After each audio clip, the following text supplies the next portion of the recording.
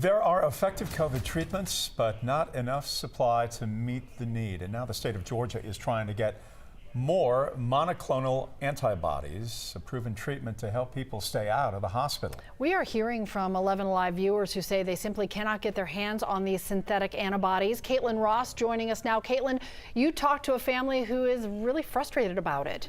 Yes, this family says their doctor didn't even know the treatment was an option for people suffering with COVID-19.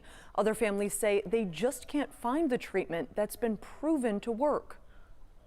My dad is always up and doing things, so for him to be in this situation is just, it's so hard to see. Starr Kidda lives in Washington, D.C., and she's been trying to help her dad in Atlanta get through COVID-19. He wasn't able to get out of bed this past Monday.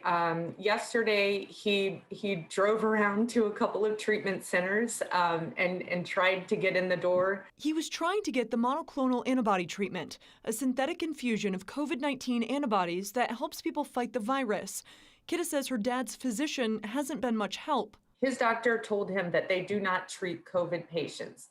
He had a telehealth appointment with his doctor and asked about the monoclonal antibody treatments, and his doctor was not aware of them. She says her dad's doctor refused to sign off on the treatment, a step that's still required in the state. So right now, Georgians are still required to have a prescription or a referral from a physician to be able to access this type of treatment. Dr. Chris Rustin is with the Georgia Department of Public Health, and he says they've been frustrated they can't get enough of it to treat everyone who wants it. The federal government has put all states on an allocation plan, and we're only receiving about 70% of what's requested.